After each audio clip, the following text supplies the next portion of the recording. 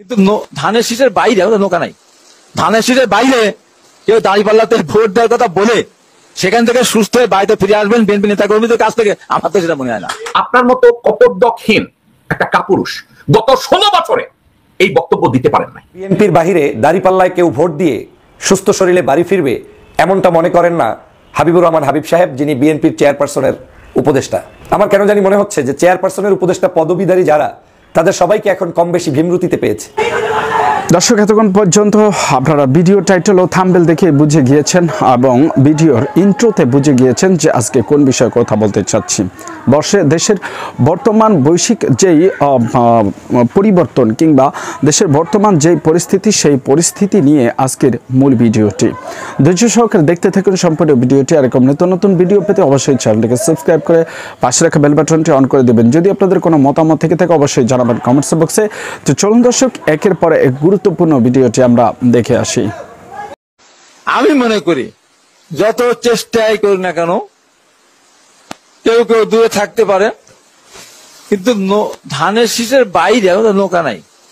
ধানের শীষের বাইরে কেউ দাঁড়িপাল্লাতে ভোট দেওয়ার কথা বলে সেখান থেকে সুস্থ হয়ে বাড়িতে ফিরে আসবেন বিএনপি নেতা কর্মীদের কাছ থেকে, আমার তো সেটা মনে হয় না। বিএনপির বাহিরে দাঁড়িপাল্লায় কেউ ভোট দিয়ে সুস্থ শরীরে বাড়ি ফিরবে এমনটা মনে করেন না হাবিবুর রহমান হাবিব সাহেব, যিনি বিএনপির চেয়ারপারসনের উপদেষ্টা। আমার কেন জানি মনে হচ্ছে যে চেয়ারপারসনের উপদেষ্টা পদবীধারী যারা, তাদের সবাইকে এখন কম বেশি ভীমরুতিতে পেয়েছে। আর একজন চেয়ারপারসনের উপদেষ্টা হচ্ছে ফজলুর রহমান। তার মন্তব্য বক্তব্যগুলো আপনারা প্রতিদিন দেখছেন যে তিনি সকাল সন্ধ্যা আওয়ামী লীগের হয়ে কাজ করছেন, আর অন্যদিকে তিনি বাংলাদেশের দেশপ্রেমিক নাগরিকদেরকে যাকে তাকে রাজাকার বানিয়ে দিচ্ছেন।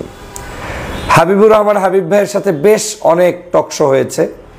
5ই আগস্টের পূর্বে একত্রে বহু স্মৃতি আছে, আমরা সংগ্রাম করেছি, লড়াই করেছি। 5ই আগস্টের পরেও তার সাথে আমার সাক্ষাৎ হয়েছে, কিন্তু সাম্প্রতিক সময় তার বিতর্কিত 3-4টি মন্তব্য জাতির কাছে আজকের তাকে প্রশ্নবিদ্ধ করছে এবং তার এই সিনিয়র রাজনীতিবিদ হিসেবে যে অবস্থান, সেটাকে ধ্বংস করে দিচ্ছে। কি কারণে এমনটা হবে? যেটা আওয়ামী লীগ বলত যে নৌকার বাহিরে কেউ সেন্টারে আসলে আস্থা যেতে পারবেন না, নৌকায় ভোট না দিয়ে কেউ বাড়িতে ফেরত যেতে পারবেন না, নৌকায় ভোট না দিলে কেউ সেন্টারে আসবেন না, এই বক্তব্যগুলো তো বিএনপির নয়, এই বক্তব্যগুলো হচ্ছে আওয়ামী লীগের ফ্যাসিস্টের।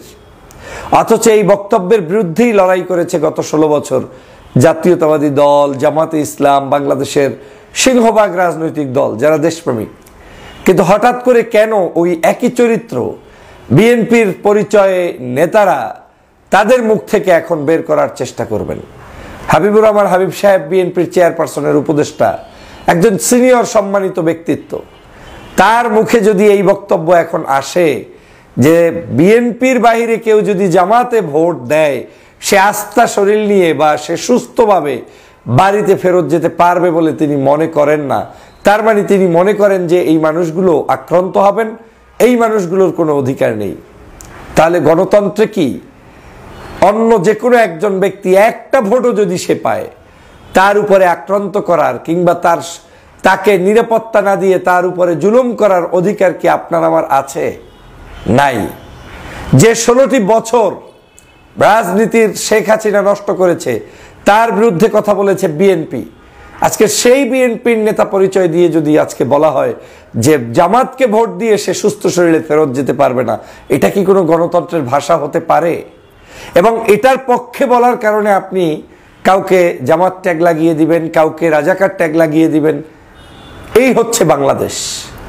তাহলে পরিবর্তনের কি আসলো, বা পরিবর্তন যেটার জন্য আমরা লড়াই করেছি, সংগ্রাম করেছি, সেই পরিবর্তনের কি আমরা দেখতে পাচ্ছি?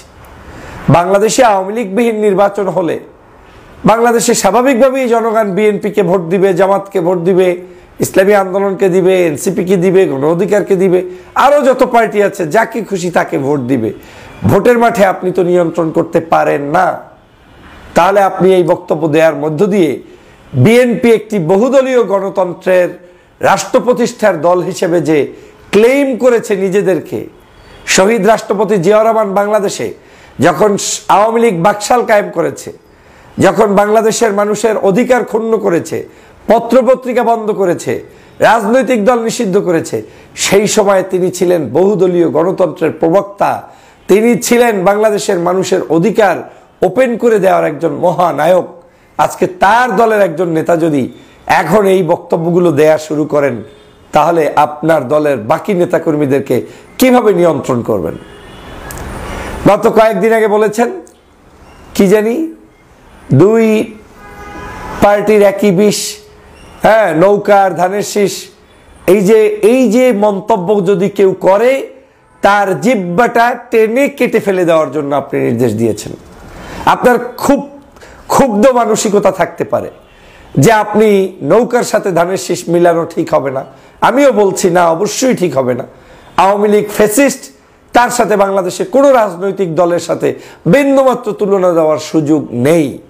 কিন্তু এর মানে এই নয় যে আপনি কারো জিহ্বাটা আপনি ওখান থেকে দা পান, কুড়াল পান, যেখানে পান সেখান থেকে কেটে আপনার মতো কপটদকহীন একটা কাপুরুষ গত 16 বছরে এই বক্তব্য দিতে পারেন নাই। বাংলাদেশে আপনার মাকে নিয়ন্ত্রণ করছে যারা আওয়ামী লীগের হয়ে, আপনার মাকে যারা অসুস্থ বানিয়েছে আওয়ামী লীগের হয়ে, ভারতের হয়ে, আজকে ওই লোকগুলোর কাছে বশ্যতা স্বীকার করে তাদের নেতৃত্ব মেনে নিয়ে এখন তাদের দেওয়া ন্যারেটিভ আপনি ওখানে বসে দিচ্ছেন। পিন্ডি নয়, দিল্লি নয়। আপনি বাংলাদেশের জন্য আদৌ কি করেছেন? আপনি করেছেনটা কি? আপনি আপনার বাবার সুসন্তান হিসাবে কি করেছেন? বিএনপি তো আপনার নিয়ন্ত্রণে নাই। বিএনপি কেউ আপনার কথা শুনে না। আমার কথা হচ্ছে, এরা জানোয়ারেরও একটা ধর্ম আছে, ওদের সে ধর্মও নাই। ওদের সে ধর্মও নাই মাননীয় স্পিকার। ওদের মধ্যে কোনো মনুষ্যত্ব বোধ নাই। ওরা চুরি, লণ্ঠন, দুর্নীতি, দুর্বৃত্তায়ন ছাড়া কিছুই জানে না। ওদের নেতা থেকে শুরু করে সবই তো, এবং সৃষ্টি যে করেছে। শুনেছেন?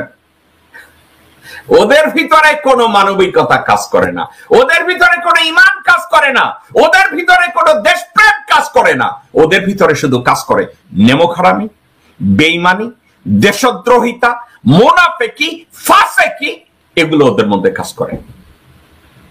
হাসিনা বলছে, কেন বলছে জানেন? হাসিনার চেয়ে ভালো আর কে জানে?